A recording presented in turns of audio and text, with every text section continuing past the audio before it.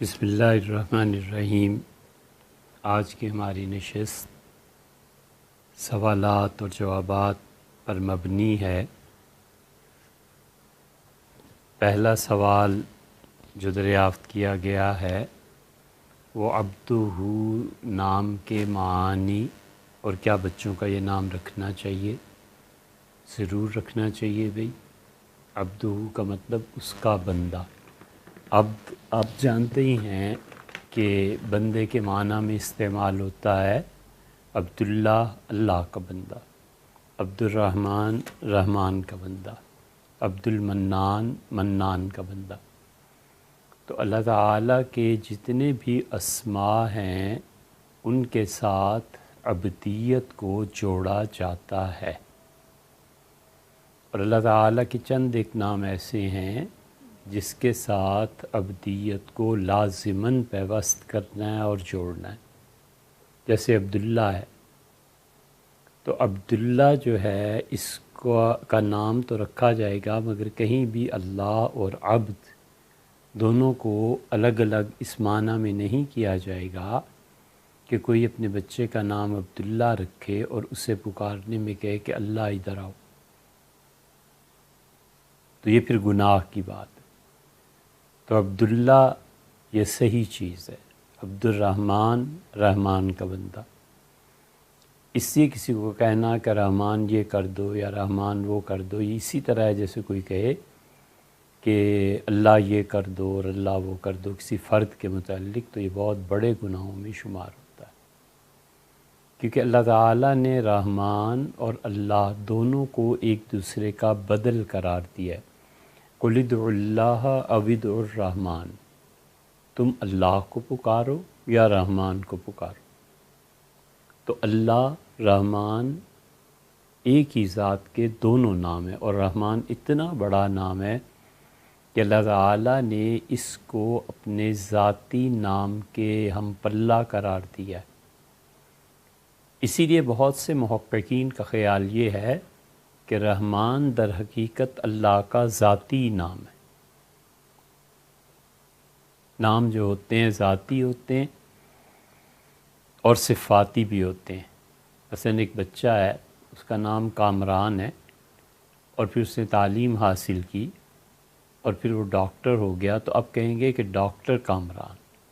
تو ڈاکٹر یہ صفت ہے اس کی کہ وہ معالج ہے۔ تو یہ صفات جب پیدا ہوتی جاتی ہیں تو ذاتی نام کے ساتھ جڑ جاتی ہیں۔ مثلا حافظ قاری ابراہیم، تو حافظ اور قاری جو ہے یہ اس کے ساتھ جڑ گیا نا ابراہیم کے، وگرنہ بچہ تو ابراہیم ہی نام ہے اس کا۔ اسی لیے یہ عبدیت جن میں آتی ہے نا ناموں میں، بہت اچھے نام ہوتے ہیں۔ اور رسول اللہ صلی اللہ علیہ وسلم نے عبداللہ اور عبد الرحمن کے متعلق جو کچھ فرمایا، اس کی تشریح ایک اور جگہ گزر چکی ہے۔ اور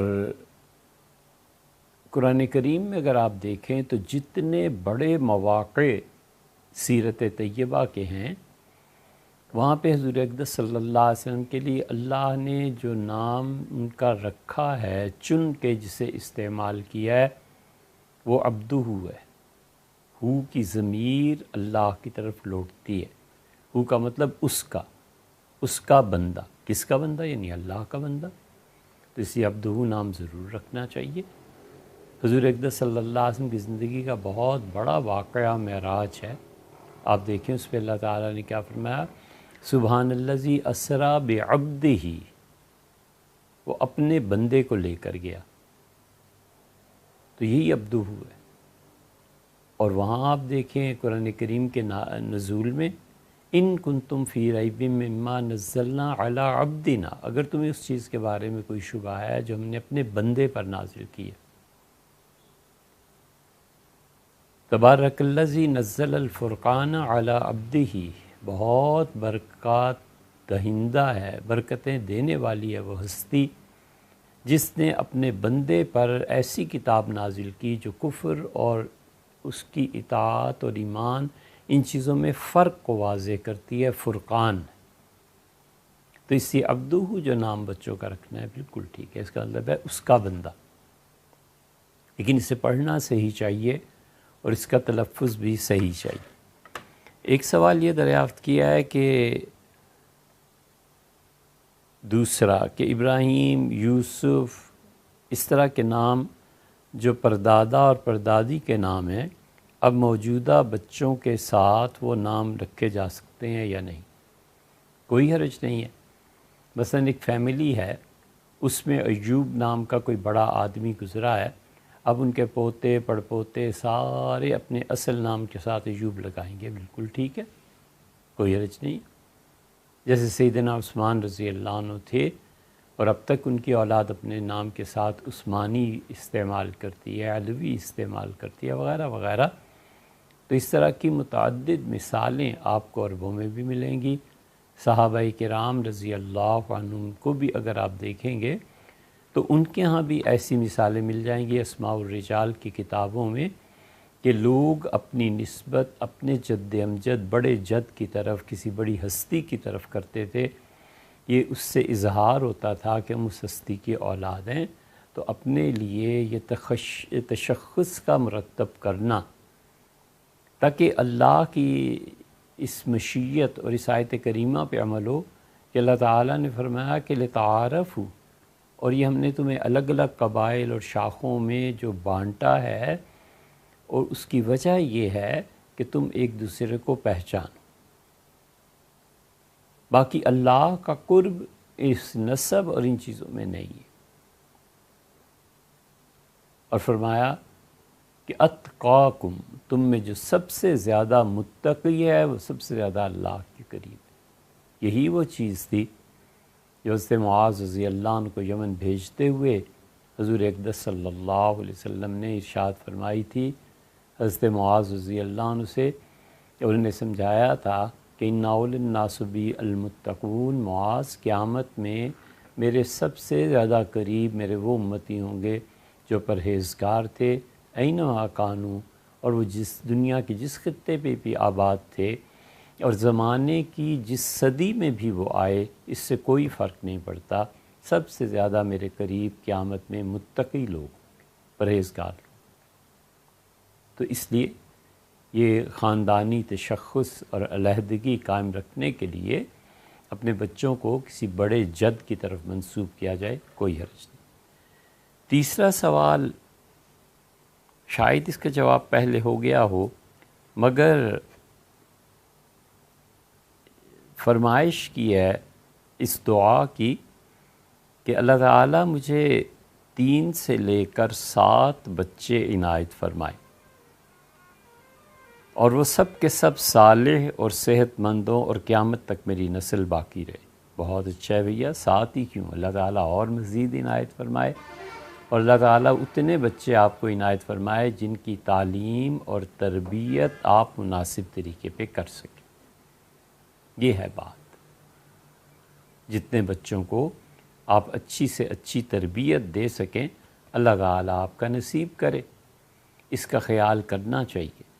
ایسے ٹھیک نہیں ہے کہ بچوں کی تعداد میں اضافہ ہوتا چلا جائے اور معاش کے، تربیت کے، بچوں کی اچھی تعلیم کے اسباب اور وسائل پیچھے ہوں نہ، تو یہ پھر بسا اوقات بہت دقت کا باعث یہ چیزیں بن جاتی ہیں، اور اللہ کے قبضے میں ہے کہ وہ ان کے نصیب اور مقدر میں کیا لکھتا ہے۔ اللہ تعالیٰ سب کو ہی صالح بنائے، سب کو اچھی صحت عنایت فرمائے، یہ اللہ کے فیصلے ہیں، اور آپ کی تمنا بالکل صحیح ہے۔ سیدنا ابراہیم علیہ السلام کی دعاؤں میں بھی آتا ہے کہ اللہ قیامت تک میرا ذکر خیر باقی رکھ۔ تو لوگ ذکر کریں گے ابراہیم علیہ السلام کا نا، تو یہ آیا ہے ان کی دعاؤں میں کہ پروردگار قیامت تک میری یاد، میرا ذکر، میرا نام باقی رکھ، کوئی حرج نہیں ہے۔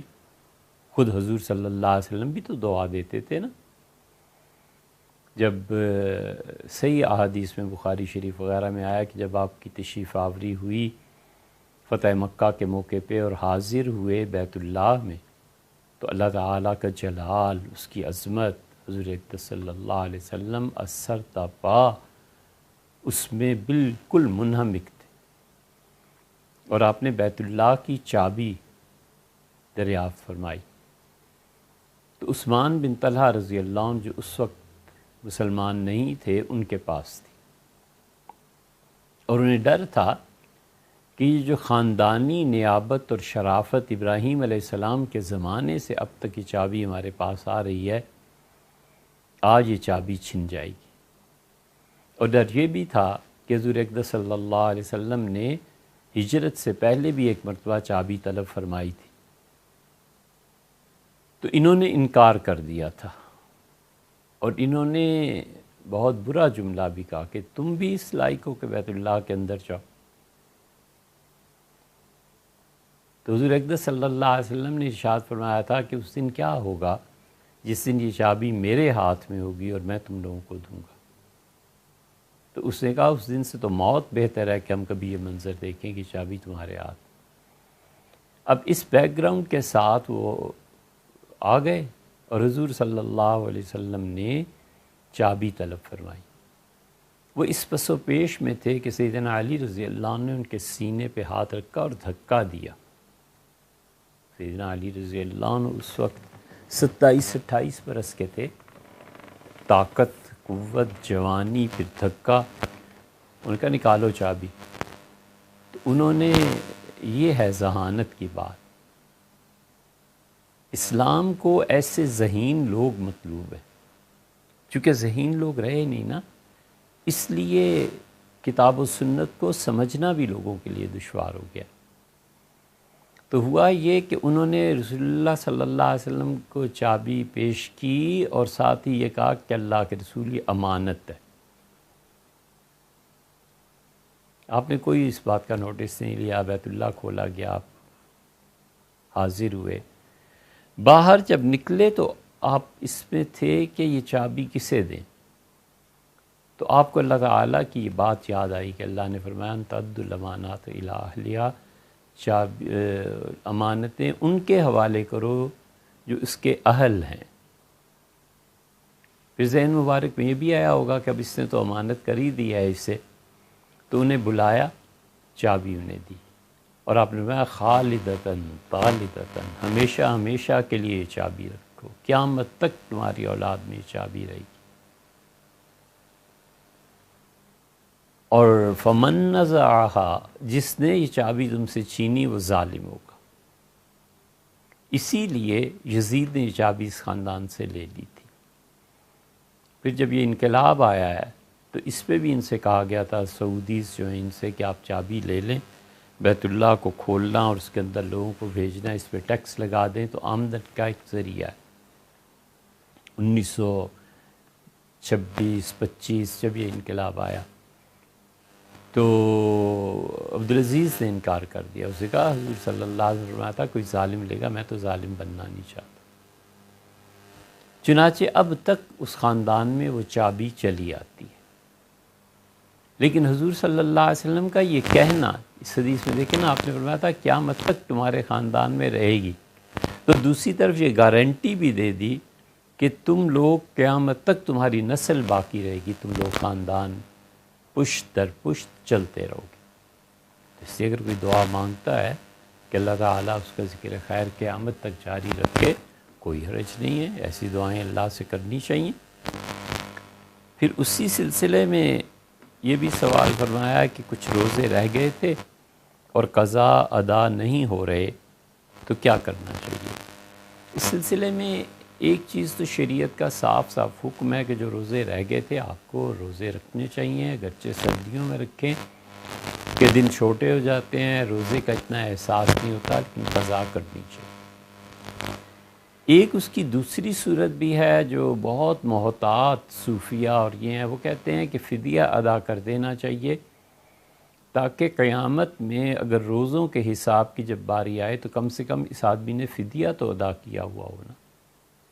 اور تیسری رائے فقہا کی ہے، لیکن اس دوسری صورت میں بھی چاہے وہ فدیہ ادا کر دے، روزے پھر بھی اس کے ذمے ہوں گے، کیونکہ اصل قضا ہے، اصل فدیہ نہیں ہے، یہ تو احتیاطاً وہ کر رہا ہے۔ اور تیسری چیز یہ ہے کہ کم سے کم لکھ کے تو رکھ دینا کہ میرے ذمے اتنے روزے ہیں، اور کبھی بھی مجھے کوئی اچانک کوئی چیز پیش آ جائے، ایسا حادثہ اللہ تعالیٰ سلامت رکھے، تو میرے بعد میرا یہ فدیہ میری وراثت سے اس سے ادا کر دینا چاہیے۔ مرد و عورت سب کو چاہیے کہ لکھ دیں تاکہ ان کی وصیت کے بعد اس پہ عمل کیا جا سکے، اور اللہ کے ہاں وہ یہ بات پیش کر سکے کہ پروردگار میری کوتاہی تھی، اس کے باوجود میں نے اس چیز کو اس طرح سے کور کر لیا تھا۔ پھر اسی پہ آپ نے فرمایا کہ جنات کا اثر ہوتا ہے، تو جنات کا اثر کیسا ہوتا ہے؟ کیا مطلب؟ وہ آتے ہیں، ملتے ہیں؟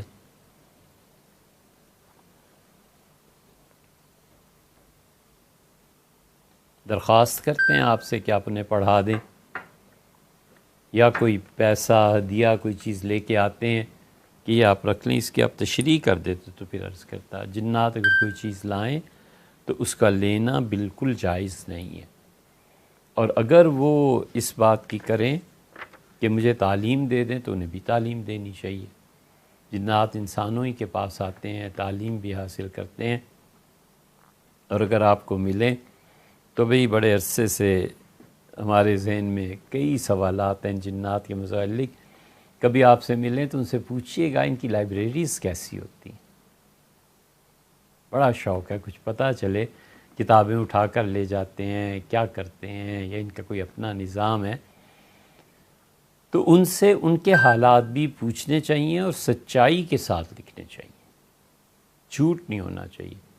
حنفی فقہا نے اس پہ لکھا ہے، لیکن جو کچھ انہوں نے لکھا ہے سچے لوگ تھے، جو کچھ انہوں نے پوچھا وہ لکھا ہے، اور جنات کے احکامات پہ مستقل ایک حنفی فقیہ ہیں رحمہ اللہ، انہوں نے کتاب بھی لکھی ہے، اور انہوں نے جنات کے واقعات اور یہ چیزیں بھی اس میں بیان کی ہیں۔ پھر آپ نے فرمایا ہے کہ یہ دعا کہ اللہ تعالیٰ علم دے دے اور عقل دے دے، تو بھیا تیسری چیز بھی اللہ سے مانگیے کہ اللہ تعالیٰ علم بھی دے دے، عقل بھی دے دے اور دولت بھی دے دے۔ تو تینوں چیزیں اللہ تعالیٰ دے سکتا ہے نا، جب علم دے سکتا ہے اس سے تو بڑی کوئی چیز ہی نہیں۔ آپ جانتے ہیں عبداللہ ابن مسعود رضی اللہ عنہ نے پوری رات، ان کے شاگرد کہتے ہیں ہم دیکھتے رہے کہ کون سی صورت پڑھتے ہیں، اور جب وہ پہنچے اس آیت پہ تو انہوں نے ذرا سی آواز سے پڑھا وَقُلْ رَبِّ زِدْنِي عِلْمًا، اور آپ اللہ سے دعا مانگا کیجئے کہ اللہ میرے علم میں اضافہ فرما۔ پوری رات وہ آدمی کہتا ہے میں نے دیکھا ابن مسعود رضی اللہ عنہ کھڑے رہے اور بار بار یہی آیت دہراتے رہے، رب زدنی علما، رب زدنی علما، رب زدنی علما۔ ابن مسعود رضی اللہ عنہ کو اللہ نے اتنا علم دیا تھا کہ 5 ان کے شاگرد تھے جنہوں نے پوری دنیا میں ان کا علم پھیلایا، اور 5 کے 5 معذور تھے۔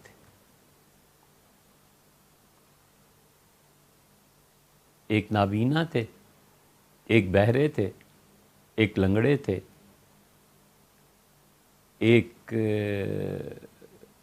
جسم پہ ان کے بال نہیں تھے، اور ایک اور تھے۔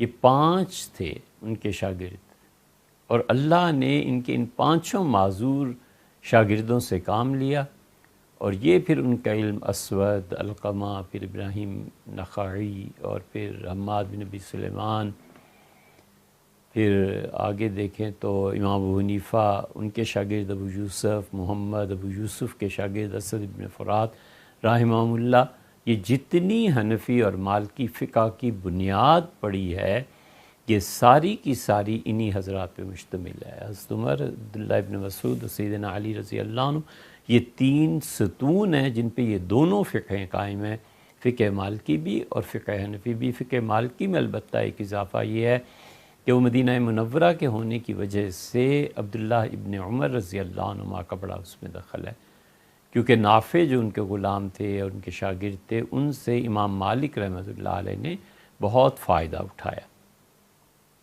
تو اس لیے اللہ تعالیٰ علم دیتا ہے، اور عقل بھی، شعور بھی۔ عقل اگر عشق کا بیٹا ہو، عقل اگر عشق کی اولاد ہو، اللہ کی محبت کی اولاد ہو، تو بس وہ عقل ٹھیک ہے۔ جو عقل عشق کے تابع نہیں ہوتی وہ عقل والے کے لیے آزمائشیں پیدا کرتی۔ تو اس لیے ہمیشہ اللہ سے عقل، شعور وہ مانگنا چاہیے جو اللہ کی محبت کے تابع ہو۔ حضور صلی اللہ علیہ وسلم کی محبت کے تابع جو عقل ہوتی ہے وہ بڑے کمال کی چیز ہے۔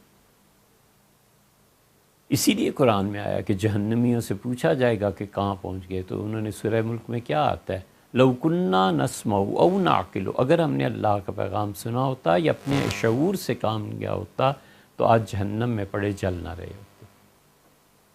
تو شعور انسانی بہت بڑی چیز ہے۔ ہم اہل سنہ اور اہل تشیع جس بات پہ عقیدے میں متفق ہیں، ہمارے نزدیک عقل انسانی دلیل ہے اشیاء کے متعلق فیصلہ کرنے میں کہ کوئی چیز حسن، خوبصورت، اچھی ہے یا قبح ہے، بدصورت ہے، خراب چیز ہے، اسے چھوڑ دینا چاہیے۔ ہم اہل سنہ ہی کا دوسرا طبقہ، ہم تو ماتریدی ہیں نا، اشعری نہیں مانتے۔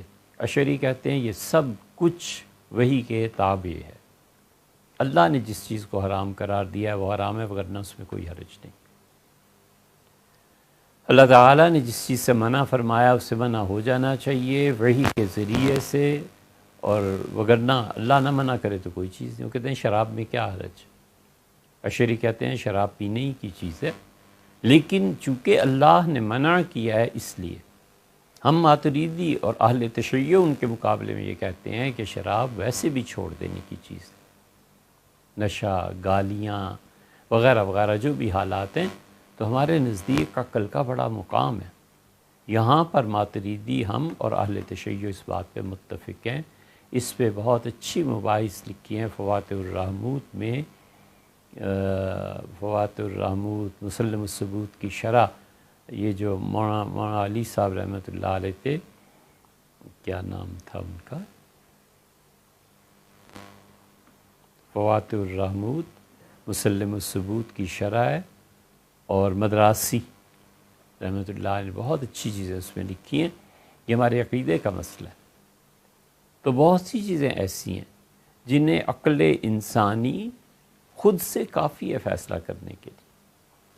یہ اسلام نے تھوڑی سب لوگوں کو سکھایا ہے کہ ناخن کاٹا کرو، خود عقل انسانی بھی تو ایک چیز ہے نا، کہ حیوانیت کیا چیز ہے، درندگی کیا چیز ہے۔ اچھے کپڑے پہننے کو عقل کہتی ہے کہ اچھے سے اچھے کپڑے پہننے چاہیے، شریعت بھی کہتی ہے۔ حضور اقدس صلی اللہ علیہ وسلم نے ایک مرتبہ اپنے لیے لباس خریدا تھا اور اس کی قیمت 27 اونٹوں کے برابر تھی۔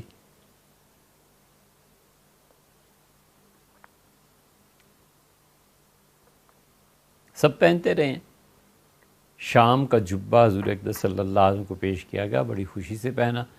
اس میں یہ تھا کہ اس کی یہ جو کف ہے، بازو، یہ جگہ یہ بہت تنگ تھی، تو حضور صلی اللہ علیہ وسلم نے کھینچا اوپر تاکہ وضو کے لیے، اس کے لیے، تو پھر وہ نہیں ہوا۔ پھر صحابہ رضی اللہ عنہ کہتے ہیں کہ آپ نے ان آستینوں کو نیچے کیا، پھر اتارا اور پھر وضو کیا۔ اس زمانے کے بہت بڑے ملبوسات میں سے ایک لباس تھا۔ عقل انسانی یہی کہتی ہے، اور اس کے ساتھ شریعت بھی یہی کہتی ہے۔ تو اس لیے اللہ تعالیٰ سے ایسی عقل مانگنی چاہیے جو شعور وہ عشق کے تابع ہو۔ شعور کی پھر کئی قسمیں ہیں، اس وقت ہمارا موضوع نہیں ہے۔ اور دولت، اللہ تعالیٰ اسباب اور وسائل کھول دے، بہت کچھ مانگنا چاہیے، اور اللہ تعالیٰ دے بھی دیتے ہیں۔ اور اللہ جب ان تینوں چیزوں کو جمع فرما دیتے ہیں تو اس کا مطلب یہ ہے کہ ان کا ارادہ یہ ہو گیا ہے کہ کوئی کام اس سے لے لے۔ سیدنا عمر رضی اللہ عنہ ایک مرتبہ تشریف فرما تھے، اور یہ کیفیت ہر آدمی پہ ہی آتی ہے، ذرا بھی اللہ سے تعلق ہو نا تو کبھی نہ کبھی زندگی میں یہ کیفیت ہر ایک کی پہ آتی ہے۔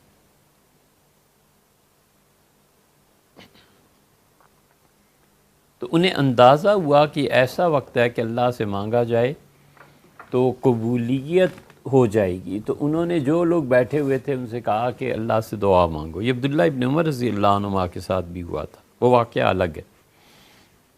سیدنا عمر رضی اللہ عنہ کا دعا مانگو، اور ہمیں سے جو آدمی جو مانگے گا امید یہ ہے کہ اللہ قبول کرے گا۔ ہر ایک نے مانگا، کسی نے دولت، رشتے، فیملیز وغیرہ وغیرہ۔ صحیح حدیث میں یہ آیا ہے، حضرت عمر رضی اللہ عنہ کی باری آئی تو انہوں نے کہا اللہ مجھے اکرمہ اور خالد ابن ولید اور فلاں اور فلاں اور فلاں اتنے زیادہ دے دے کہ کمرے بھر جائیں ان سے، مجھے اچھے لوگ چاہیے اللہ تاکہ میں تیرے دین کے لیے انہیں استعمال کر سکوں۔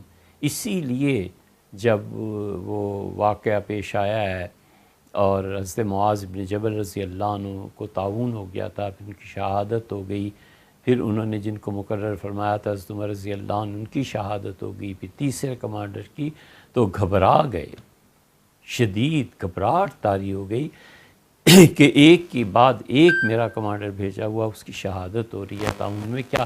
آخر عبیدہ بن جراح کو بولا اور فرمایا عبیدہ جاؤ اور فوج کو۔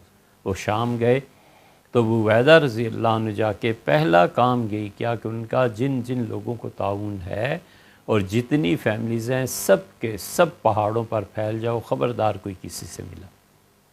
خاندان بالکل الگ الگ کر دی، اس سے بڑا فرق پڑ گیا تھا۔ بہرحال تو اس لیے اللہ تعالیٰ سے یہ ساری چیزیں مانگنی چاہیے۔ آپ نے جو بیٹوں کا کہا ہے کہ وہ خدا کے دین کا کام کریں، بالکل ٹھیک ہے بھی۔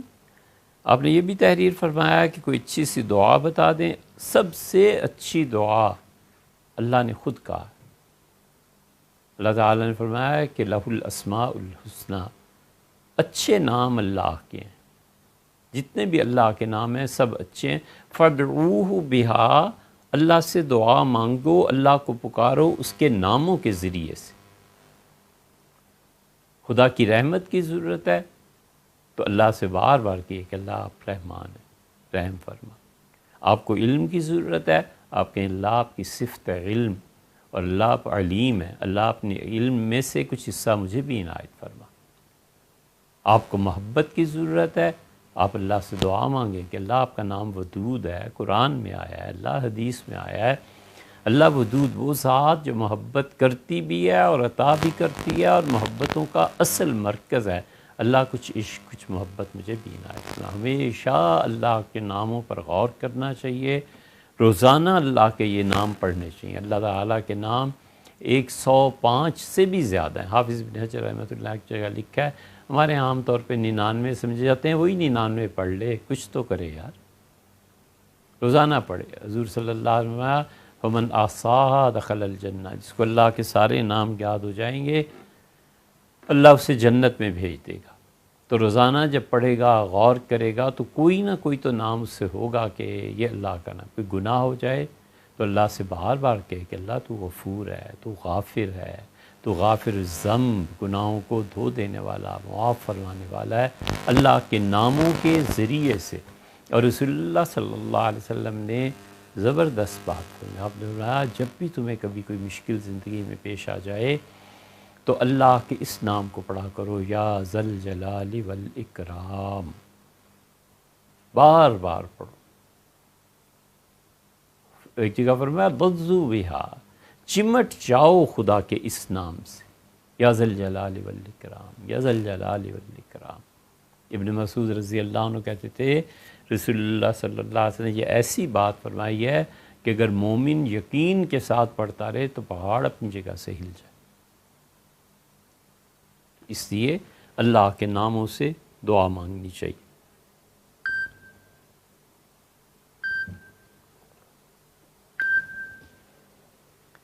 سیدنا علی رضی اللہ عنہ کی شہادت کا پوچھا ہے تو امیر المومنین رضی اللہ عنہ کی شہادت وہ 21 رمضان 40 ہجری کو ہوئی تھی۔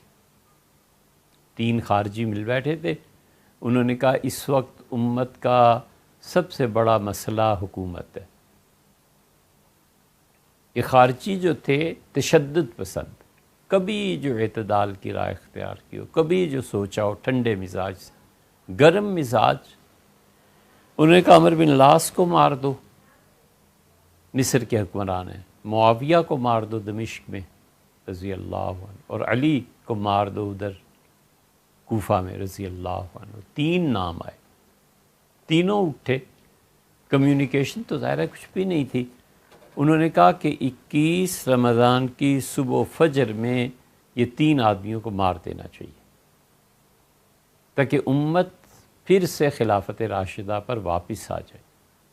یہی خارجیت کا ذہن اب بھی ہے، اسمبلی اڑا دو، پارلیمنٹ اڑا دو، سارے سیاستدانوں کو ذبح کر دو وغیرہ وغیرہ۔ یہ وہ خارجیت ہے اور تشدد ہے جس کے ذریعے بجائے اس کے کہ کوئی دھیرے دھیرے چلنے کی راہ سکھائے اور یہ شعور پیدا کرے کہ تم امت کا خود ایک اچھا یونٹ ہو یا نہیں ہو، پہلے اپنے پہ تو غور کرو نا کہ تم کرتے کیا۔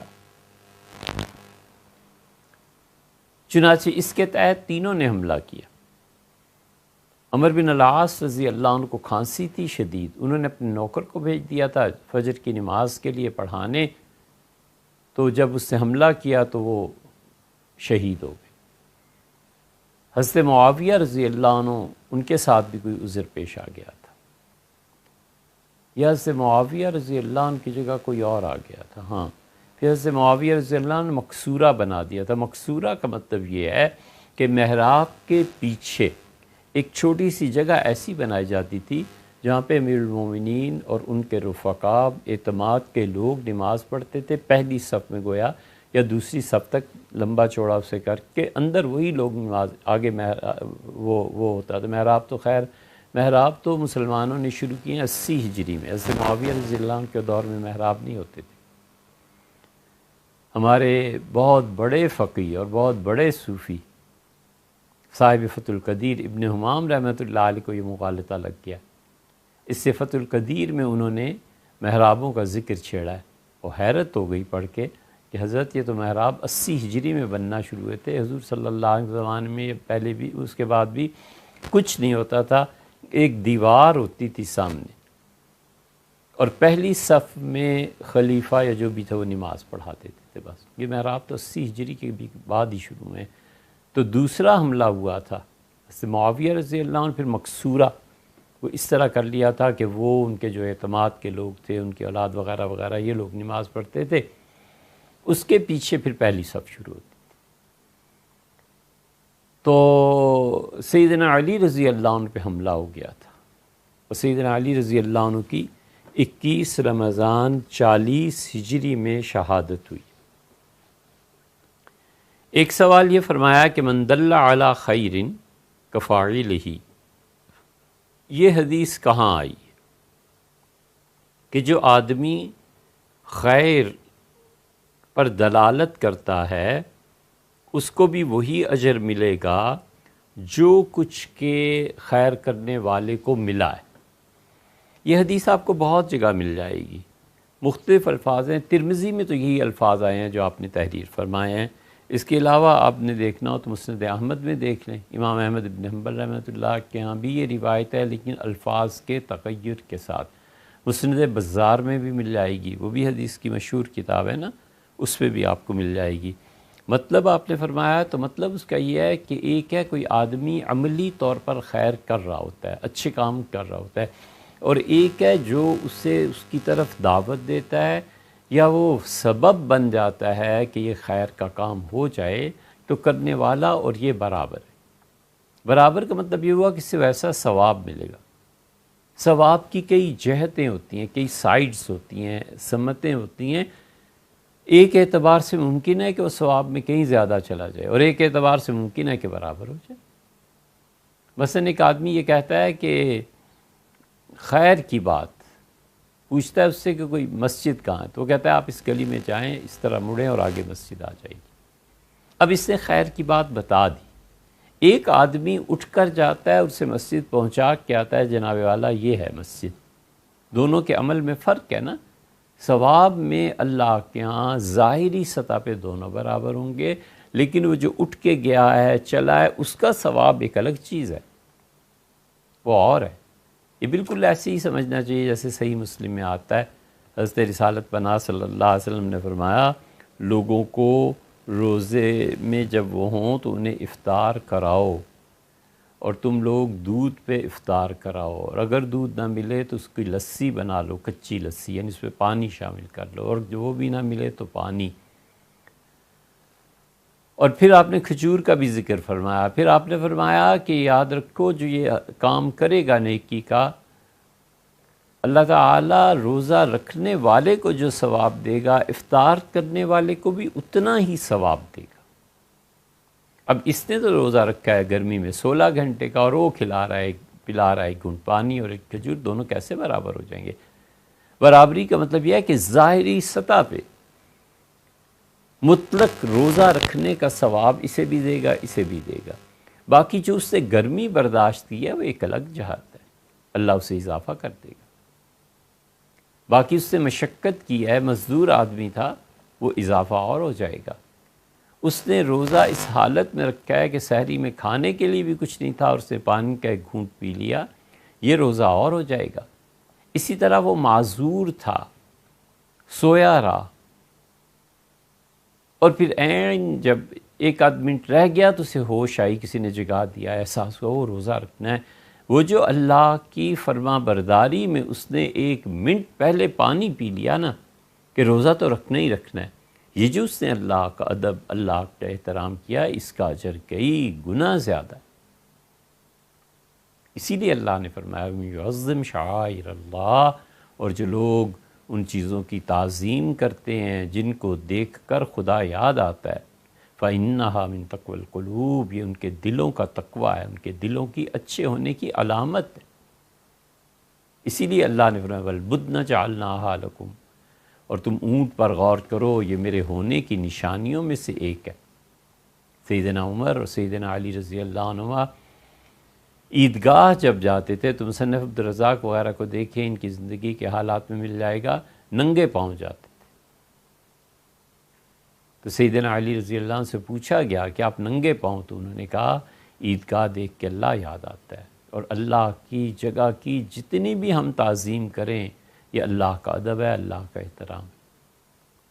ایک بہت سے ملنگ ہوتے ہیں جو قبروں کی طرف، مزاروں کی طرف جا رہے ہوتے ہیں، ہم سوچتے ہیں اتنی کنسیشن تو اسے دینی چاہیے کہ وہ جیسا بھی ہے اس کے دل میں کسی چیز کی عظمت ہے، کسی چیز کا تعلق ہے، محبت ہے، خدا کی کسی اچھے بندے سے کنسیشن اسے ملنی چاہیے کچھ نہ کچھ۔ اور یہ بھی ملنی چاہیے کہ انسان چاہتا ہے کہ جس سے محبت کرے اس کو دیکھے، اس کو چھو لے، اس لیے کہ احساس نظر سے زیادہ یقین پیدا کرتا ہے۔ حس ہے نا، چھونا ہے نا، وہ نظر سے زیادہ یقین پیدا کرتا ہے۔ اور ذات پاک نے کہا کہ اس دنیا میں تم نہیں دیکھ سکتے، تو وہ اس تڑپ کو کہاں لے جائے؟ کبھی ہے حقیقت منتظر نظر آ لباس مجاز میں، کہ ہزاروں سجدے تڑپ رہے ہیں میری شبین نیاز میں۔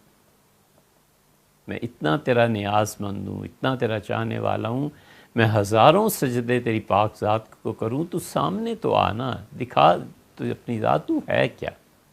علامہ اقبال نے کہا ہے یہی وہ شوق کی انتہا ہے، رب ارنی، اللہ مجھے اپنی ذات دکھائیے۔ قال لن ترانی، فرمایا بالکل نہیں دیکھ سکو گے۔ اور دیکھو ہم اپنی ایک تجلی اس پہاڑ پہ ڈالتے ہیں، پھر استقر مکانہ فسوت، اگر یہ پہاڑ اپنی جگہ پہ قائم رہا تو تم، اور اللہ نے جب ایک تجلی اس پہ ڈالی تو جعلہ دکا، ریزہ ریزہ ہو گیا وہ پہاڑ، اور موسیٰ علیہ السلام بے ہوش ہو کر گر پڑے زمین۔ تو یہ طلب ہے، انسانی طلب ہے۔ اس لیے گہری سوچ کے ساتھ ان چیزوں کو سمجھنا چاہیے۔ تو جب یہ چیز نہیں ہوتی تو کہتا ہے کوئی مزار ہو، کوئی سبز رنگ کا جھنڈا ہو، کوئی اس کی بات کرے، کوئی اپنے جذبات کے اظہار کے لیے دھمال ڈالے، کسی طرح اس ذات کا نام تو لے، اس تک پہنچے تو صحیح۔ شیطان اسے کسی اور طرف کو لے گیا، لیکن اس جذبے کی کیسے نفی کی جا سکتی ہے کہ اس میں اللہ کی محبت ہی نہیں ہے غلط راہ پہ چل پڑا۔ جو غلط راہ پہ چلتا ہے پھر اس کا ایک حل یہ ہے جو ابراہیم علیہ السلام نے کہا، ان کا فمن تبعنی، اللہ میری اولاد کو بچا کہ ان بتوں کی عبادت کرے، رب انہن اضللن کثیرا من الناس، اللہ اس شرک سے بڑی گمراہی پھیلی ہے، فمن تبعنی، اور اللہ جو میری طرح توحید کا قائل ہو، فانہ منی، اے پروردگار وہ میرے گروہ سے، امن آسانی، اور اللہ جو میرے گروہ میں سے نہیں ہے، نافرمانی کرتا ہے، اللہ تو بخشنے والا اور مہربان ہے. یہ صحیح روش ہے، بس یہ ہونی چاہیے، اعتدال کے ساتھ، ٹھنڈے مزاج کے ساتھ. عیسیٰ علیہ السلام نے بھی یہی کہا، انت قلت للناس، تم دنیا میں یہ تعلیم دیتے رہے کہ تمہیں اور تمہاری والدہ مریم علیہ السلام ان کی عبادت کی جائے. تو اللہ تعالیٰ فرماتے ہیں کہ وہ مجھ سے کہیں گے قیامت میں، ان کنت قلتہ، اے پروردگار اگر کبھی بھی میں نے لوگوں کو اس کی دعوت دی ہوتی کہ مجھے خدا مانے، آپ تو جانتے ہیں، تعلم ما فی نفسی، اللہ میرے تو وہم و گمان میں بھی نہیں آیا کہ ایسے، ولا عالم ما فی نفسی، کو اللہ میں نہیں جانتا اب آپ اس کے بعد میرے ساتھ کیا کریں گے.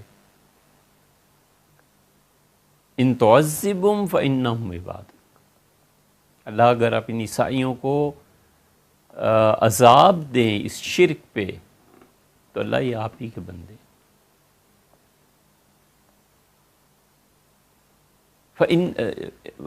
ان تعذبہم فانہم عبادک وان تغفر لہم، اور اللہ اگر آپ معاف فرما دیں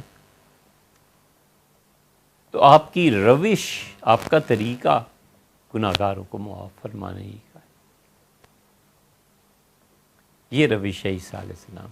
حضور صلی اللہ علیہ وسلم رات کو تہجد پڑھ رہے تھے، جب سورہ مائدہ کی اس آیت پہ پہنچے ہیں تو صحابہ رضی اللہ عنہ کہتے ہیں کہ آنسوؤں کی جھڑی لگ گئی، ساری رات اس آیت کو پڑھتے رہے کہ ان تعذبہم فانہم، اگر آپ انہیں عذاب دیں، یہ آپ ہی کی مخلوق ہے، اور اگر آپ ان سے درگزر فرما دیں تو آپ کی سنت قدیمہ یہی ہے کہ آپ گناہگاروں کو معاف کرتے ہیں.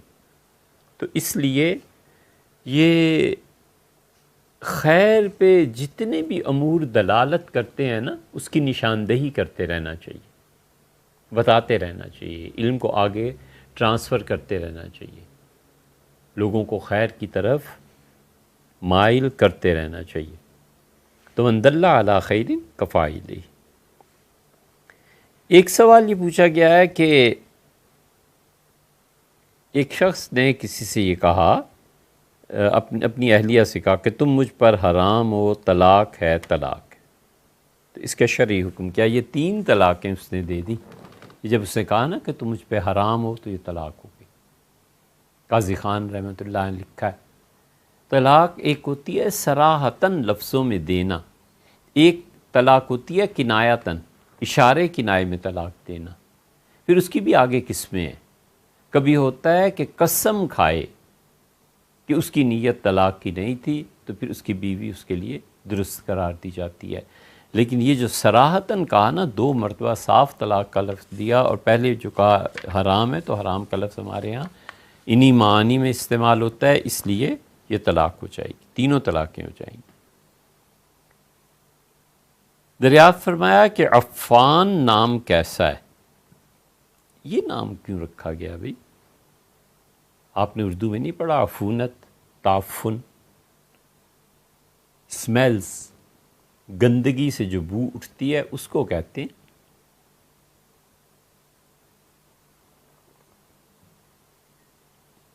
کسی چیز کا عفنا، بدبودار ہو جانا، سڑ جانا، گل جانا.